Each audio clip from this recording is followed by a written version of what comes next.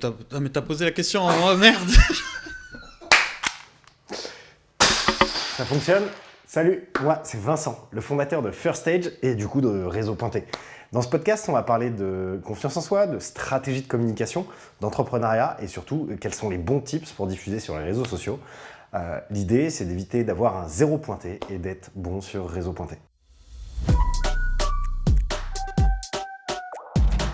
Comment est-ce qu'on peut prendre la parole? On doit prendre la parole, aussi bien personnellement que pour sa marque. Et en quoi il faut oser être soi-même, puisque c'est le plus important et c'est ça qui fonctionne. Alors, ce qu'il faut bien comprendre avant de commencer, c'est que sur les réseaux, même si tu as un zéro pointé, tu ne risques rien, tu ne perds pas d'argent et au pire, tu recommences. Mais avant de dire ça, je suis Michel Coury, le gérant de pressing le plus suivi de France et peut-être même du monde, et je n'ai jamais gagné 1 euro grâce à ça. Mais on va en parler après. Du coup, aujourd'hui, c'est toi qu'il faut suivre si on veut être rentable, c'est ça? Voilà, c'est ça. Bon, trop cool. Tout à l'heure, quand on parlait en off, tu m'as dit que dans ton parcours, tu as été directeur de communication et que la communication, c'est quelque chose qui te passionne et que tu as trouvé une recette magique qui s'appelle la faille. C'est ça. Alors, je suis passionné par la communication. Ça veut dire que déjà, quand j'étais petit, je regardais les publicités, j'essayais de comprendre pour qui était le message, qui était la cible. Je regardais les affiches, j'essayais de comprendre en fait comment les gens réfléchissaient pour faire des publicités. Et du coup, j'arrivais toujours à trouver ce genre de petites failles qu'il y avait dans la communication par rapport à des affiches. Est-ce que c'était des femmes qui voulaient voir? Est-ce que c'était des hommes? Quelle tranche d'âge? Et j'arrivais à le voir en un coup d'œil. Et quand j'ai grandi, quand j'ai eu mon bac, j'ai voulu en faire mon métier. Donc j'ai monté ma première agence de communication à 19 ans. Okay. Et je n'y connaissais rien parce qu'à l'époque, quand j'avais 19 ans, ça fait quand même 20 ans. Ça fait longtemps. Utiliser Photoshop, ce genre de logiciel, à l'époque, c'était beaucoup plus difficile qu'aujourd'hui. Il n'y avait pas Canva comme aujourd'hui où tu fais les choses en 2 secondes. Donc j'ai tout appris tout seul. Et j'ai eu des gros clients, mais au bout d'un moment, j'ai arrêté parce que je me sentais dépassé par l'activité. Et je suis reparti dans des métiers, des petits boulots, et j'ai fait de l'humanitaire en même temps, où je me suis occupé de la communication pour une grosse association qui s'appelle la Croix-Rouge française. Et voilà, j'ai toujours été passionné, et j'ai une recette magique, c'est simple. Dans la communication, il ne faut pas se compliquer la vie. Il y a un émetteur et il y a un récepteur. Et ce qu'il y a au milieu, c'est le message. Moi, ce que j'aime faire, c'est trouver le message, que ce soit pour moi ou pour quelqu'un d'autre. Et justement, au niveau du message, comment est-ce que tu trouves ton message? C'est simple. Il faut d'abord que tu définisses ta cible. L'émetteur, c'est facile, c'est toi. C'est ton entreprise, c'est ton association, c'est ta vie, c'est toi personnellement. Donc on peut le voir dans le personal branding. Et tu as une cible. Il te faut savoir comment leur parler. Il faut trouver la manière de parler la plus simple.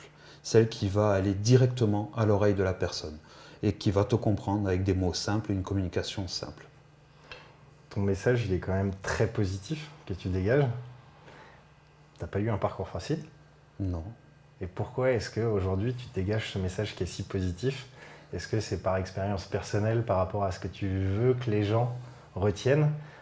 Est-ce que c'est parce que LinkedIn est très compliqué et que souvent on a peur de franchir le pas et de dire ce qu'on pense? Alors, ce qu'il faut comprendre, c'est que LinkedIn, moi, j'y suis que depuis 1 an. En 1 an, tu as autant d'abonnés? Je suis arrivé en avril 2021. Ok. J'ai commencé à faire des petites publications. En fait, j'étais en train de repasser tranquille dans mon pressing, avec lequel je n'ai pas gagné des sous grâce à LinkedIn, je tiens à le rappeler encore. Je repassais et mon parcours humanitaire est revenu dans ma tête. Je me dis, Michel, ça fait longtemps que tu n'as pas aidé les gens. Tu n'as pas fait quelque chose pour aider les gens.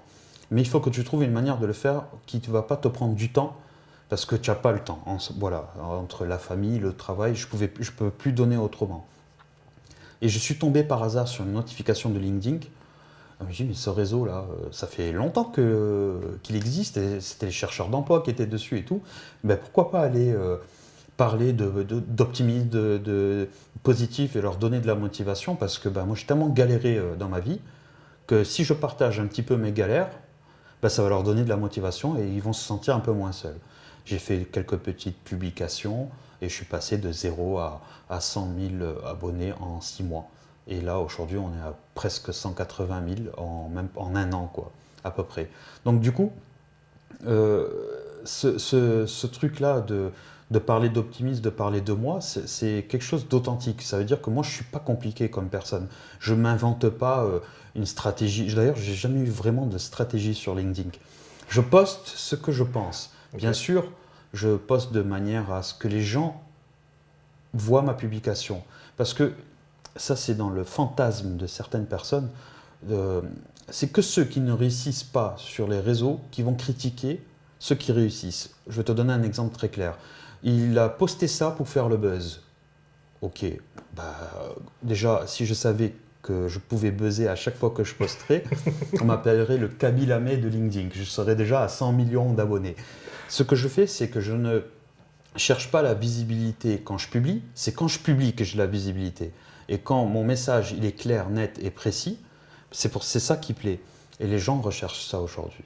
Donc du coup, voilà un petit peu mon parcours en résumé rapide sur LinkedIn. Et du coup, on pourrait te reprocher quelque part de ne prendre aucun risque, d'avoir aucun risque, puisque ton pressing, tu ne gagnes pas de l'argent via LinkedIn. Et donc, du coup, on pourrait dire, bah oui, mais lui, il peut oser dire ce qu'il veut, puisque ça ne va pas avoir d'impact sur son business.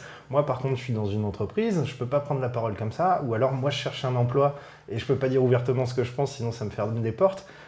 Est-ce que tu es d'accord avec ça? Et sinon, pourquoi? Alors, tu as plusieurs façons de voir les choses. Moi, quand j'ai commencé sur LinkedIn, j'ai commencé de manière à aider les gens. Et aujourd'hui, je suis toujours dans cette manière. J'ai lancé ma nouvelle activité où je propose des conférences sur le positif, sur le burn-out ou même sur LinkedIn. Je fais des masterclass, mais j'ai gardé quand même une activité solidaire où je propose des masterclass gratuites pour les chercheurs d'emploi.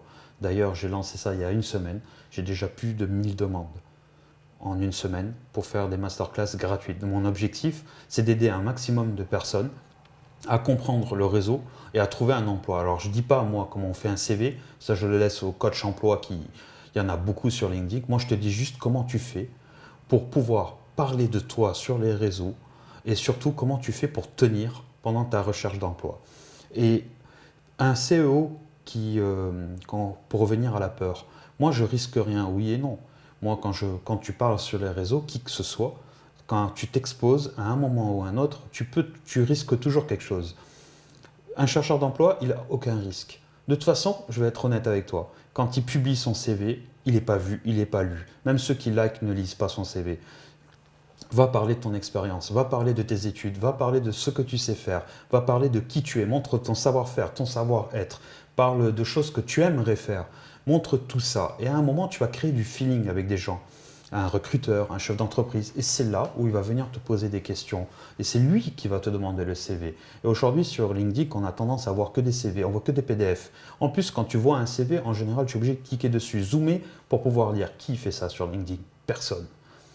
Ça, c'est l'exemple du chercheur d'emploi. Un salarié, ça, c'est une problématique. Souvent, ils ne prennent pas la parole parce que ils ont peur de ne pas respecter une politique de communication de leur entreprise. Voilà, donc ça, je peux comprendre. Mais c'est dommage pour les entreprises, pour les patrons ou les directeurs de la communication ou les RH qui refusent que leurs salariés le font, parce que là, ils se mettent une balle dans le pied pour la marque employeur. Alors, est-ce qu'ils refusent ou est-ce qu'ils n'osent pas, encore une fois, le demander? C'est pas qu'ils osent pas, c'est qu'un salarié aujourd'hui qui travaille dans une entreprise, il va partager que des choses, on va dire, classiques de l'entreprise. Un événement ou par exemple, oui, c'est souvent des événements, une photo de toute l'équipe, ce genre de choses. Non, il pourrait parler de son métier, il pourrait parler de ce qu'il fait dans l'entreprise, il pourrait parler d'énormément de choses. La question, c'est de savoir, est-ce qu'il est formé à le faire? Est-ce qu'il a la capacité à le faire? Ou tout simplement, est-ce qu'il pense à le faire? Ou, dernière fois, est-ce qu'il a le droit de le faire? Ok. Voilà. Donc finalement, si on veut rester un petit peu positif et donner un tips sur ce sujet-là, c'est peut-être réfléchir avec sa direction, à voir comment est-ce qu'on peut finalement représenter cet ADN, puisque finalement, si la personne elle est à ce poste-là de direction communication, ou responsable communication, c'est qu'à un moment donné, on l'a recrutée pour ce qu'elle était et pour la vision de la boîte, et parce qu'elle a représenté la vision de la boîte. C'est ça. Donc, c'est peut-être aussi juste prendre le temps autour de la table avec la direction, de dire ce qu'on peut dire, pas dire, faire une petite bible, un peu comme les séries Netflix, en disant d'un épisode à l'autre, voilà ce qu'on va dire, mais le dire personnellement. Après, entre nous, soyons honnêtes, qu'est-ce qu'on n'a pas le droit de dire? Moi, par exemple, toi, tu es patron d'une société, tes salariés, qu'est-ce qu'ils n'auraient pas le droit de dire à part peut-être des secrets intimes de la société sur des chiffres, des choses comme ça, d'accord, ça, je le comprends. Mais par exemple, un de tes salariés, une de tes collaboratrices ou collaborateurs a envie de partager un moment. Aujourd'hui, je suis en train de faire une vidéo. De filmer une vidéo avec le deuxième influenceur de France, Michel Coury. En plus, il est trop fort et tout. Non, je rigole, il ne faut pas abuser. Et le poster sur les réseaux, qu'est-ce que ça gêne en fait? Et c'est ça, Rien. c'est la spontanéité, l'authenticité. Il ne faut pas se poser ce genre de questions. Il faut laisser la main libre. Et plus les salariés d'une grosse boîte ou une petite boîte vont publier sur les réseaux en parlant positivement de leur travail, parce que quand tu publies, c'est en général positif. On ne va pas parler de manière négative. Ben, ça va donner de la valeur à l'entreprise. Les gens vont vouloir travailler avec toi et ensuite, pourquoi pas générer des clients. Si on voit que les salariés sont heureux, automatiquement, ça veut dire que ça, derrière, c'est bon. Donc c'est ça qu'il faut vulgariser sur les réseaux sociaux, que ce soit on le voit plus sur TikTok que sur LinkedIn, hein. Des entreprises qui font des vidéos, des salariés. Aujourd'hui, je suis en train de chambrer ma patronne, ou tu vois, des trucs comme ça. C'est cool parce que ça donne une image un peu de bien-être au travail, de modernité, et c'est ce qu'il faut apporter un petit peu à LinkedIn, un peu dans le monde du salarié. Ouais, et puis au niveau de toute façon, la peur et des commentaires, il y a un coach, il y a longtemps, quand j'ai monté la boîte, bon, je ne suis pas très objectif sur ce coach puisqu'il s'agit de mon papa, mais il m'a donné un conseil que j'ai mis du temps au début à comprendre. Et il m'a dit, mais en fait, si tu as des gens qui te critiquent en public, c'est très bien puisque tu auras forcément des gens qui ne l'apprécient pas non plus et qui t'apprécieront toi du coup. Et j'ai dit, mais complètement raison. Je ne comprends pas. Et en fait, c'est vrai qu'au fur et à mesure, tu te rends compte que tout le monde a des points positifs, des points négatifs, des passions, des choses qu'ils n'aiment pas. Et inévitablement, en fait, avec toi-même, tu vas t'entourer de personnes qui te ressemblent et qui t'apprécient pour qui tu es. Alors exactement. en fait, c'est un peu comme dans un couple. Si tu commences une nouvelle relation et que tu n'es pas toi-même, il y a un moment donné où on va s'en rendre compte et ça ne marchera plus. On est d'accord. C'est trop cool.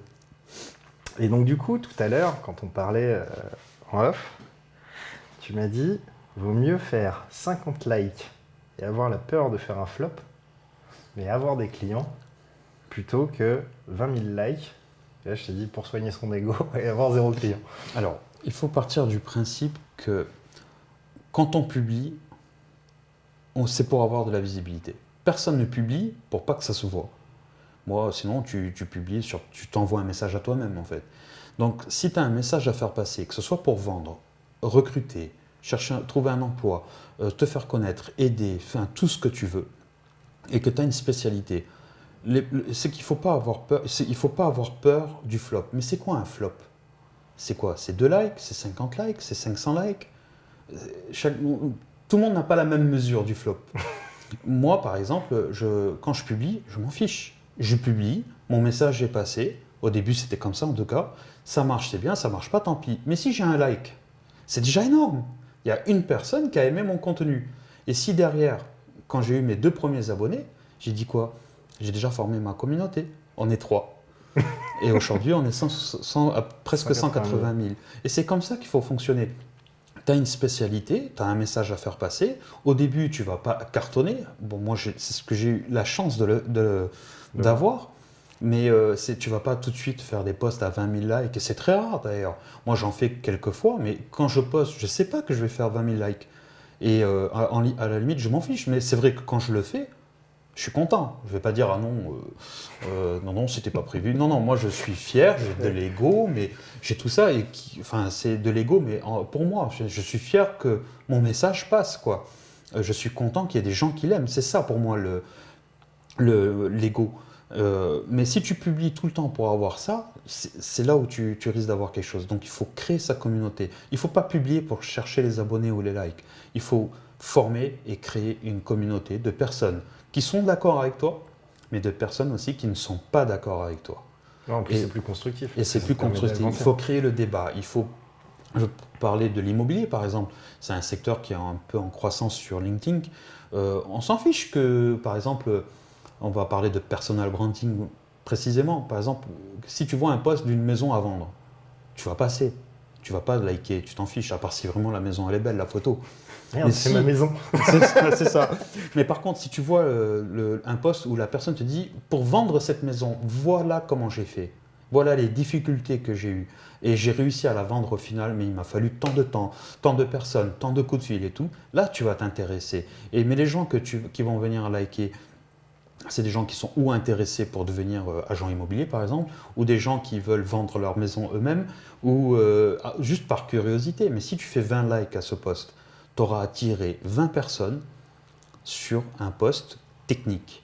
Et c'est ça la grande différence. Et il ne faut pas avoir peur, en fait. Un like, 2 likes, 100 000 likes, c'est la même chose.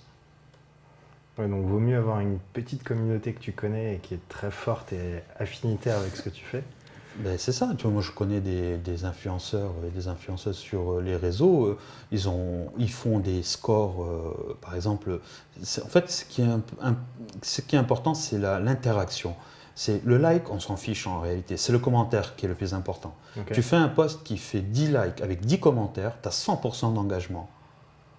Ça veut dire que les 10 personnes qui ont aimé, les 10 ont commenté. Ça veut dire que tu as créé une interaction. Tu as créé quelque chose chez eux qui font qu'ils sont obligés de donner leur avis. Ouais, Ça donc, peut être quelque chose pour ou contre, mais ils ont donné leur avis. donc faut pas que tu donnes, mais que tu provoques. Enfin, ce que je veux dire par là, c'est typiquement une des choses qu'on fait et qui fonctionne pas, hein, c'est présenter notre service et faire un post de présentation de notre service. C'est là où on récupère le moins de likes. Et en même temps, je vois mal comment on peut interagir dessus. Mais Alors, sur ta page entreprise, tu peux le faire. Elle est faite pour ça. Elle est faite pour présenter tes services, tes activités et lister tout ça. Ça, tu as le droit de le faire. Elle est faite pour ça. D'ailleurs, les pages entreprises sur LinkedIn, c'est pas le truc qui marche le mieux. Okay. Mais si tu l'as, c'est toujours mieux que rien. Mais sur ton post, ton profil à toi, perso, c'est là où tu vas dire, bah, aujourd'hui, j'ai fait ça, quand j'ai créé ma boîte, j'ai eu ces difficultés-là, aujourd'hui, j'ai levé des millions, ou aujourd'hui, j'ai perdu 1 million. Tu vois, c'est là où tu parles en fait de toi, et ça s'appelle la marque personnelle. Le personal branding, si on veut mettre l'accent. Moi, je suis nul en anglais. Mais ça va. ouais, je me suis entraîné. Et c'est là où les gens vont te connaître à toi d'abord, et ils vont se dire, bah, lui, il travaille là. Et si un jour on a besoin, par exemple, d'un truc en rapport avec son activité, c'est à lui qu'on va penser en premier. Pourquoi ? Parce qu'on l'aime bien. Mais du coup, on peut se retrouver un peu avec une friction quand tu es collaborateur dans une boîte, puisque ta page, elle est pour toi. Tu es embauché par cette boîte-là, et tu dois prendre la parole au nom de cette boîte avec une communauté que tu crées. Donc, est-ce que le conseil, c'est pas... Tu as deux façons de voir les choses encore. C'est si ta boîte te dit publie, c'est chiant. Ça veut dire que c'est pas authentique, c'est t'oblige à le faire. Et tu as les boîtes qui vont te dire ne publie pas. Pas en rapport avec la boîte. Mais si on te laisse le choix de faire ce que tu veux, publie sur ton activité, sans pour autant parler de ta boîte. Tu n'es pas obligé de parler de ta boîte. Si par exemple, tu es comptable dans une société, bah aujourd'hui, j'ai fait les comptes clients de telle personne, j'ai fait ça, aujourd'hui c'est les bilans, voilà comment on fait. Tu peux très bien aussi parler de ton activité et pas que ce soit en rapport avec ta boîte. Pourquoi ? Pour la simple et unique raison que peut-être ta boîte, c'est comme dans un couple, hein, rien n'est éternel. Peut-être un jour ça va s'arrêter, bah, tu auras formé ton réseau. Et du coup, la boîte qui t'embauche, tu as ce réseau à apporter aussi. Voilà. Donc, dans les deux cas de figure, tout le monde est gagnant. Et du coup, c'est ça. Après, quelqu'un qui travaille dans une boîte, qui est salarié, est-ce qu'il a... Il faut pas que ce soit une obligation de le faire. Moi, je conseille à tout le monde, quand je suis dans mon entourage et tout, il y a des gens encore qui ne savent pas ce que c'est LinkedIn. Hein. Mamie Non, ma mère, elle n'est pas sur LinkedIn, ou mon père, il regarde TikTok quand même. Mais en fait, ils ne savent pas ce que c'est. Parce que pour eux, c'est toujours ce réseau de l'époque où tu cherchais un emploi, où tu recrutais. Donc quand tu dis, moi, je suis à fond sur les réseaux. Ouais, alors donne-moi ton TikTok. Oui, sur LinkedIn. Ah oui, ouais, ok. Ils partent, tu vois. Mais c'est pas une obligation de le faire. Mais moi, je conseille aux gens, en tout cas, qui ont des projets professionnels, des étudiants, de créer tout de suite leur petit réseau, de le construire, de se créer une communauté. Parce que le monde, c'est ça maintenant. C'est pas autre chose. Le truc à l'époque où on se serre la main, où on parle et on signe après, c'est fini. Maintenant, tout passe par les réseaux. Tout le monde, avant de recruter, ils vont aller chercher sur LinkedIn ou sur Facebook la tête de la personne, voir ses photos.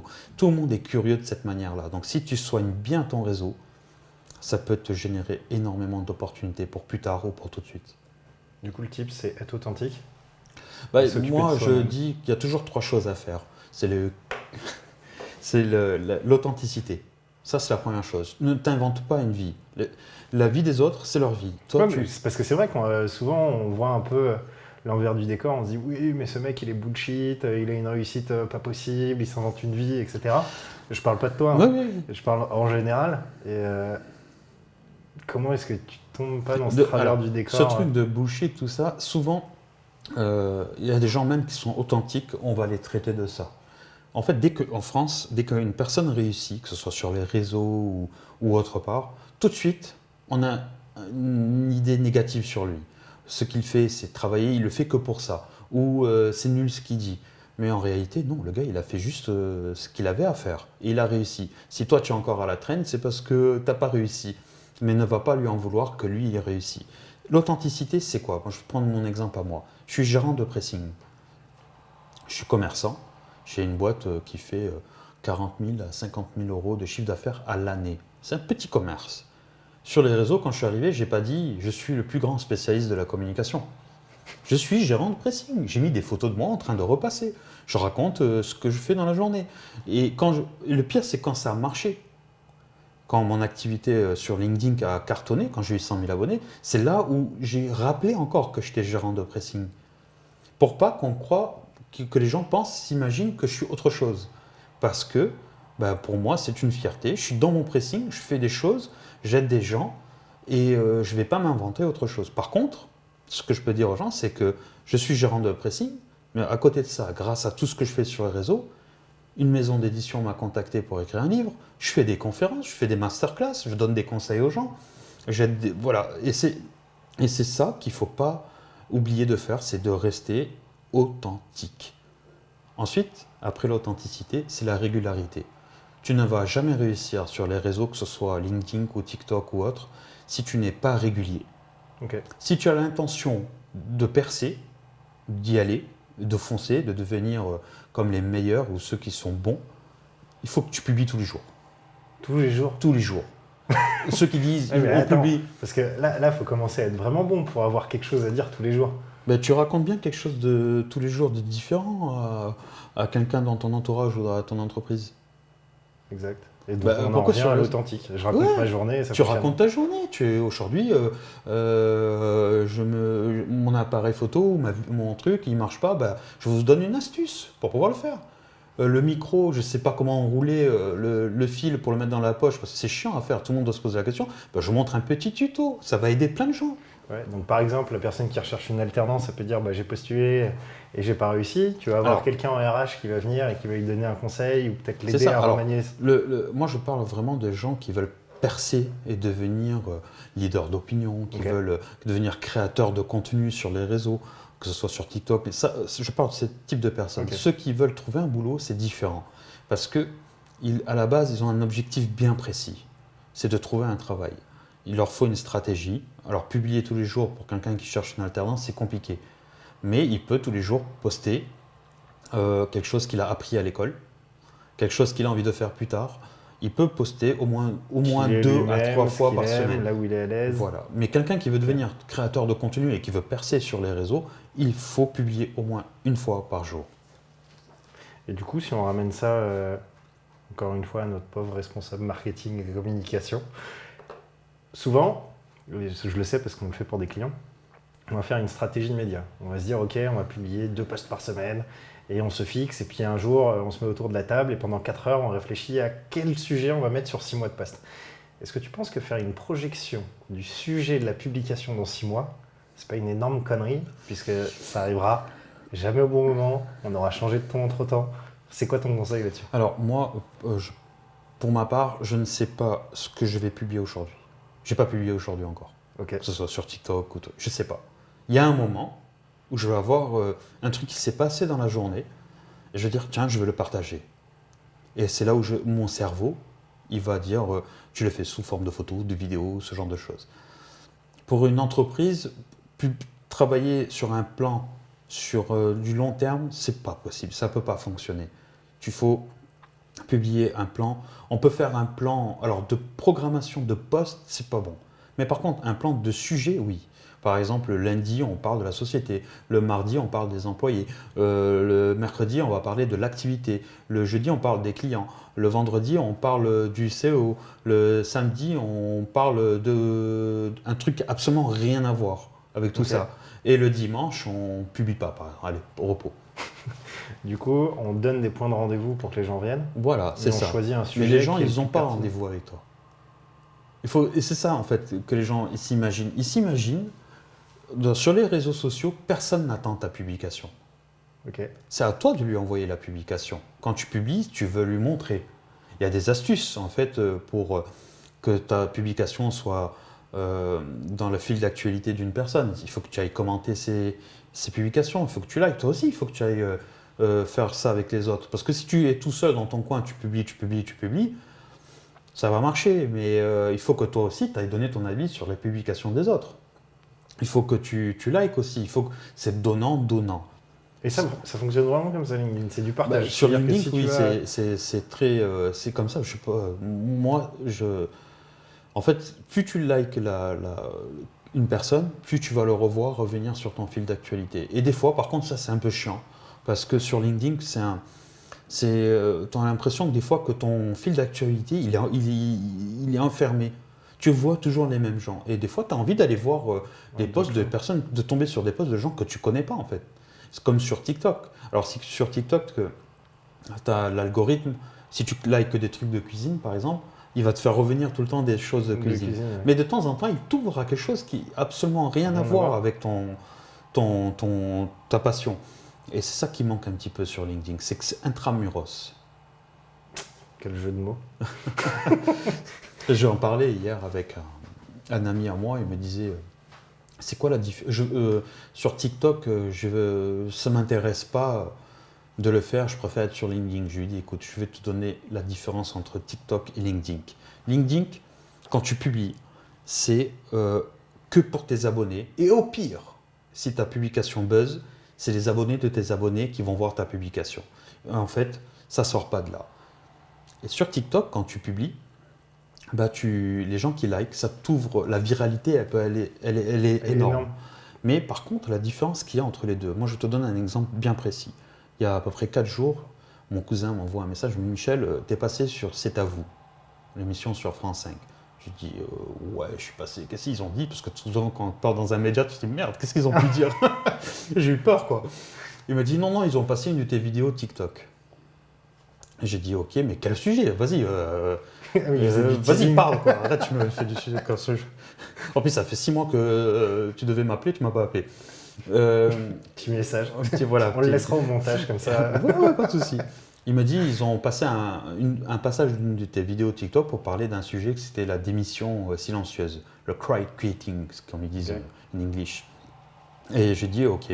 Cette vidéo, moi sur TikTok, elle a fait à peine 20 000 vues et 1700 likes. Pour certains, c'est beaucoup. Moi, quand je vois des gros sur TikTok, c'est pas beaucoup. Ça fait que 4 mois que je suis sur TikTok. Ça fait 1 an et demi presque que je suis sur LinkedIn. J'ai beaucoup d'abonnés. J'ai fait presque 80 millions de vues sur 1 an sur LinkedIn. Jamais c'est sorti de LinkedIn. Sur TikTok, une émission, on tape sur Google, d'émissions silencieuses, avec un hashtag, on tombe sur une vidéo de moi. Donc tu vois, c'est sorti de TikTok. Ouais, donc là, tu es carrément sur du référencement. C'est ça. Et c'est ça la grande différence. Par contre, LinkedIn, ce qui est bien, c'est qu'en intramuros, tu peux générer énormément d'opportunités.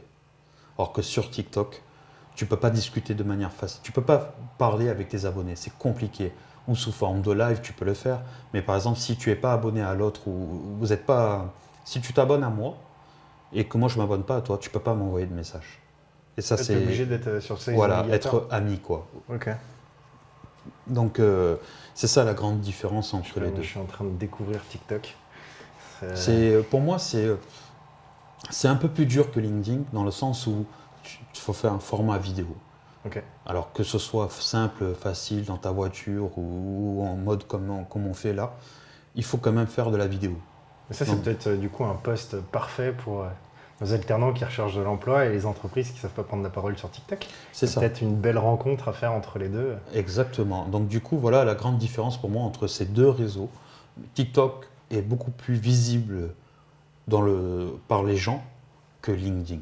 Parce que si en réalité les chroniqueurs de France, de C'est à vous, devaient aller chercher un truc en rapport avec l'emploi, la logique aurait voulu qu'ils aillent sur LinkedIn. Mais comment tu fais sur LinkedIn pour trouver des sujets comme ça? Oh, ils sont allés sur TikTok, c'est plus moderne. Ouais, en plus, je crois que tu es obligé de charger la vidéo sur LinkedIn pour la publicité. Parce que si tu prends un lien externe, ça te renvoie à l'externe, mais ça ne se publie pas dans le... Du coup, voilà, la différence entre les deux pour moi, les deux sont très bons, mais c'est pas du tout pour la même chose. TikTok, de premier abord, quand j'en parlais avec Lisa qui s'occupe de la publication sur les posts chez nous, je me suis dit, mais non, mais TikTok, rien à faire en fait. C'est pour les vidéos de bouffe le week-end, c'est pour le loisir, c'est pour le perso, c'est fun. Qu'est-ce que ça vient faire dans une stratégie d'entreprise? Alors, je vais te donner des exemples. Le plus gros TikToker du monde maintenant, c'est Kaby Lame. Lui, il s'est ouvert à l'humour, à tout plein de choses. Donc, il a 155 millions d'abonnés. Mais si tu veux réussir ta communication à toi, de ton entreprise sur TikTok, tu ne peux pas te comparer à ce genre de TikTokers, parce que c'est des vrais TikTokers. Ouais, c'est des créateurs de contenu. C'est des créateurs de contenu, des stars et tout. Là, ce qu'il faut comprendre, c'est qu'on ne peut pas arriver à eux. Eux, ils étaient là au bon moment, ils ont trouvé le bon truc, et en plus, ils ont eu, j'aime pas dire de la chance, ils ont bossé, ils ont trouvé la faille. La fameuse faille. Ils ont été propulsés. Mais imaginons qu'on parle de communication, de vidéo, d'audiovisuel, et que tu développes ta communauté sur TikTok, et que tu as 10 000 abonnés, et que ces 10 000 là te ramènent à chaque fois un minimum de likes à chaque vidéo que tu fais. Ben, tu es puissant dans ton domaine, puisque en fait, tu as créé une communauté autour d'une spécialité. Il y en a, ça va être plus facile, ça va être surtout la crypto. Tu en as qui ont beaucoup d'abonnés dans la finance, dans l'immobilier, dans l'emploi. Carrère Cuten, une dame au top qui a fait elle a 600 000 abonnés sur TikTok. Elle ne parle que de recrutement et RH. Elle a cartonné. T'as plein d'exemples comme ça. Mais tu es très puissant quand tu parles d'une spécialité et que tu gonfles, ta communauté est gonflée en fait. Parce que là, tu deviens un leader d'opinion sur une thématique. Et c'est pour ça que je dis aux entreprises, mais toujours par un côté personal branding, donc là, une personne doit pouvoir parler de ce qu'elle fait dans la journée et sur TikTok, avec des tips, des tutos, des conseils. Et toi... Et tu publies la même chose sur TikTok et sur LinkedIn? Très, très souvent. Alors j'ai une stratégie, j'ai eu un peu de temps à la trouver. Quand j'écris sur LinkedIn quelque chose, une photo avec du texte, je la raconte en vidéo sur TikTok. Ok, donc en fait, tu fais pas copier-coller comme on pourrait le faire. Non, voilà, par exemple, tu prends un sujet et le sujet, tu l'abordes d'une autre manière, tant dans le format que dans le sujet. Voilà, par exemple, si je parle d'un coup de gueule sur l'emploi, par exemple, sur LinkedIn, que je l'écris, je vais le reprendre, ce que j'ai écrit en vidéo sur TikTok, où je le dis à haute voix. Ok. Avec les mêmes mots, je récite pas le texte. Je raconte une histoire, je raconte pourquoi, ce genre de choses. Et maintenant, je suis tellement à fond sur TikTok, c'est devenu le contraire. Okay. Je fais ma vidéo sur TikTok, et après je reprends ce que j'ai dit en vidéo sur TikTok à l'écrit, ou je remets la même vidéo sur LinkedIn. Et comment on peut mettre des formats qui sont publicitaires sur ces réseaux, enfin faire matcher qui on est avec... Alors, je te dis ça, enfin, je vais prendre un cas concret qui est l'agence que je gère. Au début, tu vas pouvoir me dire, j'en profite moi. Vas-y. Je m'étais dit, ok, LinkedIn, je vais faire les publications qui sont les publications professionnelles, recrutement, présentation des services de l'entreprise. Je vais aller chercher des clients et on va me répondre directement en MP. C'est pas comme ça que ça marche, je l'ai découvert. Après, je me suis dit, ok, Instagram, on va plutôt faire un truc qui est technique sur le côté artistique parce qu'on a des très belles pubs où franchement tu prends des photos dessus tout de suite ça fait envie. Je me suis dit on va mettre le côté artistique sur Insta puisque ça correspond à Insta et potentiellement on va aller sur TikTok et on va se marrer entre nous un peu façon tu vois The Office ou Modern Family à faire ses commentaires ainsi de suite mais du coup de ce que tu sembles me dire c'est pas ce qu'il y a de plus stratégique. En fait tu es dans une niche. Toi aujourd'hui ton entreprise elle est dans une niche qui est en pleine évolution. Okay. C'est la vidéo.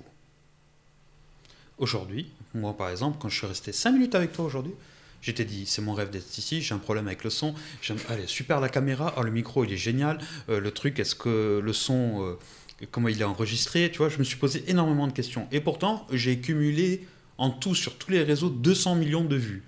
Et j'en suis toujours à me poser la question de comment on enregistre le meilleur son. Voilà.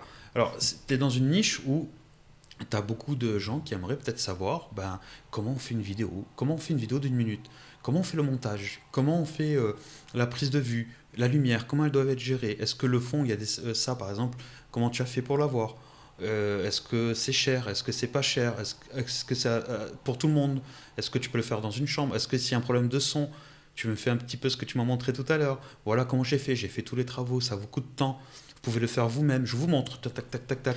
Mais de premier abord, en me disant ça, moi naturellement, tu me dis ça, je me dis, ok, tout ce qui fait que nos vidéos sur First Stage sont quali, je suis en train de donner les tips potentiellement à mes concurrents qui vont pouvoir faire la même chose. Oui, sauf que la différence, c'est que toi, tous les gens à qui tu donnes des conseils, si un jour ils ont besoin de créer une vidéo ou d'un accompagnement, à qui ils vont penser? À celui qui leur a donné les conseils. Donc finalement, nos clients, il faut qu'ils ouvrent un peu leurs coulisses, C'est ça. qu'ils disent comment ils fonctionnent.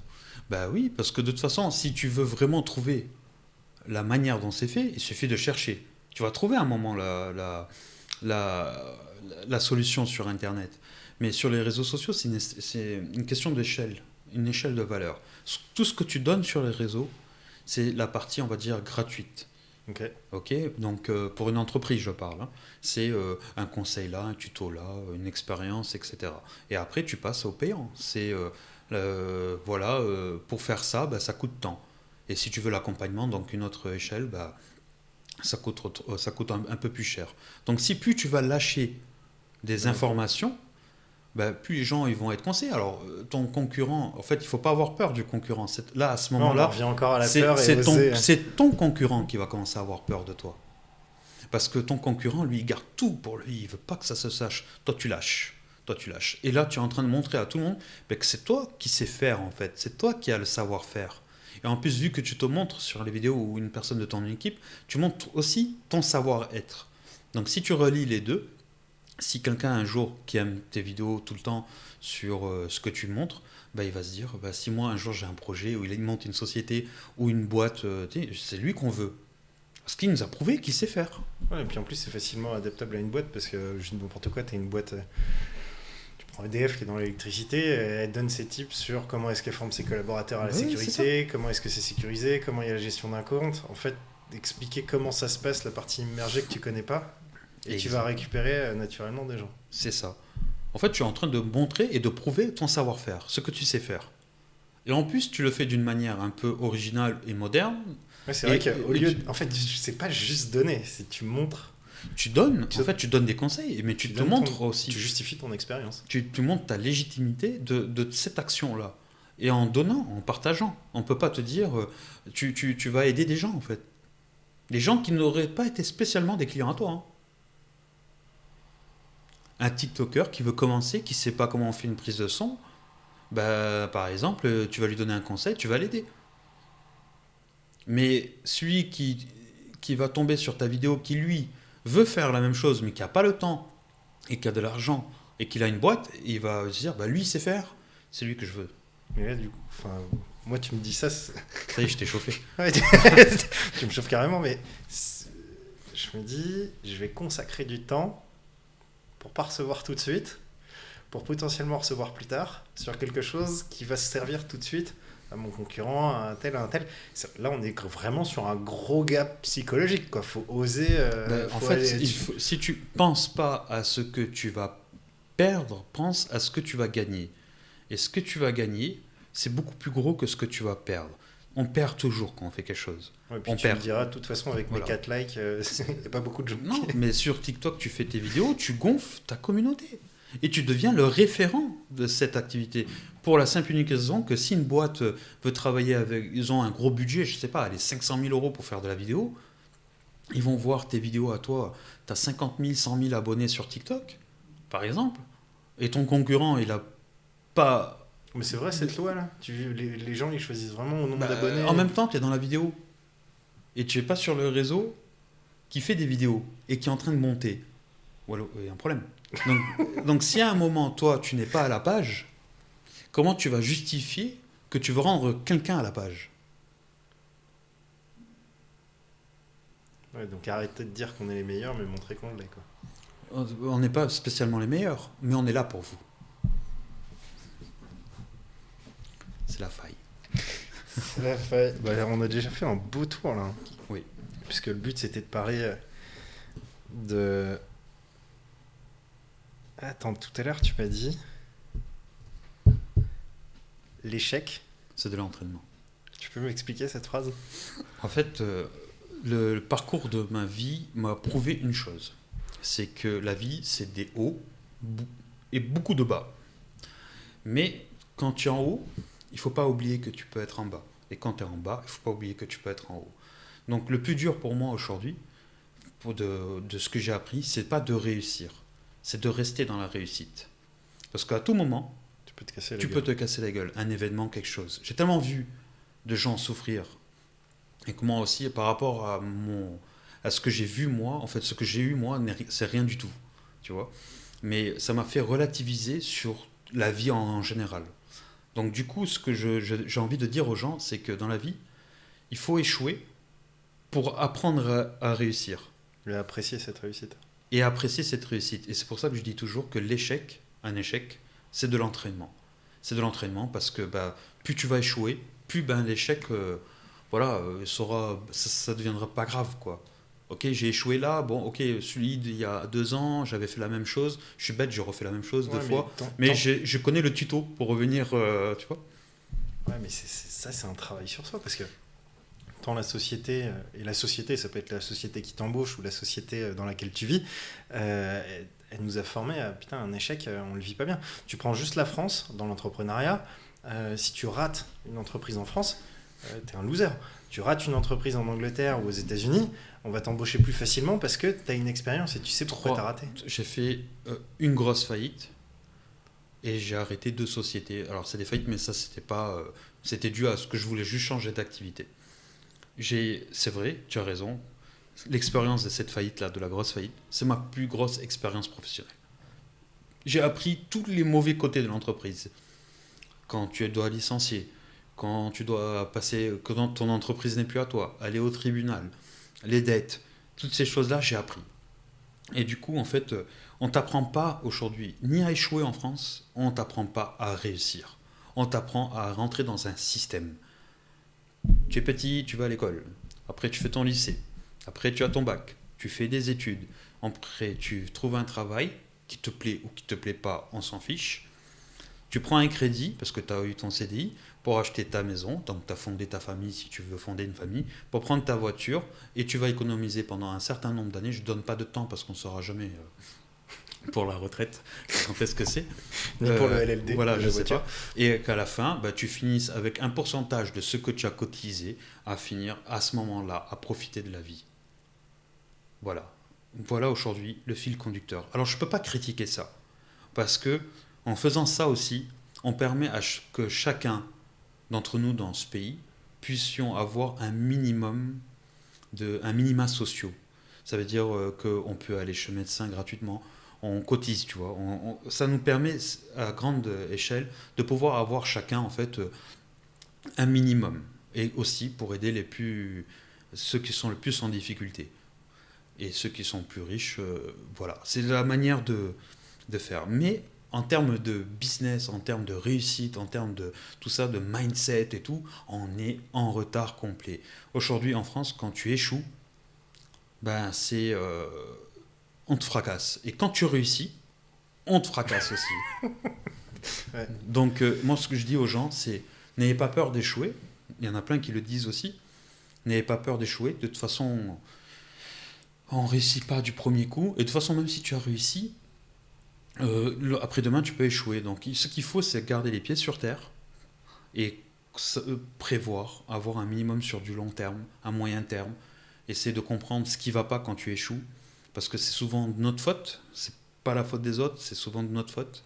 Moi, je pars toujours du principe que dans la vie, à part le problème de santé, instantanément, tout ce qui nous arrive, c'est souvent notre faute. C'est nous qui faisons nos choix. Donc, on apprend de ces choix Il n'y a pas de mauvais choix. Mais voilà, si tu veux évoluer dans la vie, il faut avancer comme ça. Mais souvent, quand tu te casses la gueule, enfin, ou tu vas pas bien, ou tu es malade, etc., c'est un peu là où. Et c'est une vérité, tu fais le tri dans tes amis, tu vois qui est là, Oui. qui est pas là. Et du coup, en fait, tu te retrouves avec moins de personnes, tout seul. Déjà, tu t'en veux à toi-même. Généralement, ton estime de soi, elle se pète la gueule aussi. Et là où tu as besoin plus d'énergie pour avancer et te reconstruire, c'est là où tu en as le moins. Du coup, comment tu fais? Et par expérience personnelle, comment tu as fait et qu'est-ce qui t'a fait avancer? Alors moi j'ai une particularité, c'est que j'ai failli mourir. Ok. Donc je n'ai en réalité besoin de personne pour me rappeler que je peux réussir ou que la vie est belle. Avant d'avoir eu ce problème de santé, je voulais devenir riche. Je voulais être le plus beau, le plus fort, le meilleur. J'avais un ego surdimensionné. Ce qu'on nous vend sur LinkedIn, quoi. Voilà. Non mais même plus, ils étaient petits les gars qui ont de l'ego sur LinkedIn par rapport à ce que je ressentais. Alors, Ok. heureusement que j'ai pas réussi mon LinkedIn que pendant que j'avais cet ego là. De toute façon je l'aurais pas réussi du coup. Et quand j'ai eu mon problème de santé, euh, en fait pendant un an après être sorti de l'hôpital, j'ai eu peur de la mort. Parce que t'angoisses et tout, tu dis je vais mourir et tout. Et à cette époque-là, j'avais mon premier enfant qui avait 2015, il avait quel âge 2 ans et demi à peu près. Et ma seule obsession, c'était est-ce que si je meurs, qu'est-ce qui va devenir? Et du coup, pendant un an, j'ai eu des crises d'angoisse, mais perso, j'en parlais avec personne. Donc j'avais des crises d'angoisse, mais en mode personne ne sait que j'ai ça. Et je travaillais en même temps serveur dans un restaurant parce que j'avais plus le droit de conduire. Donc j'avais perdu ma boîte, j'étais PDG avec à peu près 30 salariés. J'ai fait mon burn-out, j'ai eu mon problème de santé, je suis revenu serveur parce qu'il fallait que je travaille tout de suite. Et j'avais cette peur-là de la mort pendant un an. Et après, ce que j'ai fait, c'est que j'ai transformé cette peur en force. Du coup, maintenant, je n'ai plus peur. J'ai un peu peur quand même, des fois. Voilà. Il y a des petits traumatismes. Mais je me dis, attends, j'ose pas faire ça. Mais pourquoi tu oses pas? T'es con, quoi? Dans 1 heure, tu peux mourir. Fais-le. Ben, je le fais. Et Voilà. généralement, ça réussit ou... Ça réussit des fois ça marche pas. Ou voilà. Quand je disais réussi, c'est pas le résultat, mais plus ça te réussit d'avoir Bah ouais, changé ce mindset-là. complètement, parce que je suis beaucoup plus spontané. Alors moi j'étais quelqu'un avant qui anticipait trop les choses. Du coup, je manquais de spontanéité. Et aujourd'hui, je anticipe beaucoup moins. J'anticipe quand je sais que ça me rappelle mes erreurs, en fait, mes échecs. Donc du coup, je fais attention. J'apprends de mes erreurs quand même. Mais voilà, quand je veux lancer un projet, je n'ai plus ce truc de me dire oh, j'ai peur, oh non, est-ce que ça va marcher, est-ce que ça va pas marcher? J'y vais, ça marche pas, ça marche pas. Ça marche, bah, j'aurais gagné quelque chose. Mais voilà, On en revient je peux pas dire aux gens ayez peur de la mort, vous pouvez mourir, parce que celui qui n'a pas été confronté à ça, tu peux pas lui expliquer. Mais je dis juste, nous avons tous un point commun, 2 points communs dans la vie. On est tous et on meurt tous. La seule différence qu'il y a entre nous tous, c'est qu'on ne sait pas quand on meurt. Donc profitez, quoi. Et profiter, ça ne veut pas dire aller faire la fête, tout ça. C'est vous avez un projet, mais il faut le faire, quoi. Être soi-même et parler. Trop cool. Voilà. Ça finit sur une note un peu de mort et tout, mais bon, voilà, c'est des sujets qui sont importants et on n'est pas éternel. Donc, si vous avez des projets, vous avez envie de faire des choses, surtout quand on est jeune, tu vois, quand tu as 20 ans, il faut y aller, quoi, fonce. Les autres, on s'en fout. Voilà. C'est les autres, ceux qui vont te critiquer aujourd'hui, quand tu vas réussir, ils vont te dire comment tu as fait après. C'est tout le temps comme D'ailleurs, ça. ça, j'avais remarqué parce que je pense que tout le monde a un peu les personnes qu'on prend en réussite personnelle et au début, on se dit ok, je vais suivre cette personne-là, elle va me tirer vers le haut parce que je vais la prendre comme objectif. Et au fur et à mesure, je me suis rendu compte que c'était une énorme connerie parce que tu te compares à cette personne-là, tu essaies de lui ressembler alors que tu la connais ni Neuf ni Adam. Et quand tu fouilles dans son profil, ce que tu voyais comme réussite partout sur tous les posts avec 20 000 likes, ainsi de suite, tu te rends compte qu'en fait, elle a elle aussi des posts qui sont éclatés et oui. où elle fait que 5 ou 10 likes, mais l'algo de LinkedIn fait que tu ne le vois pas. C'est Et ça. du coup, tu te biaises à te dire, ok, elle est au-dessus de moi, il faut que je lui ressemble. Et en fait, tu te dis, ok, non, redescends sur terre, toi aussi, tu as ta réussite personnelle, reste toi-même. Et je crois que un peu la conclusion qu'on peut prendre, c'est faut oser, faut pas avoir peur, il faut Oser. dire qui on est. Voilà, il ne faut pas avoir peur de qui tu es.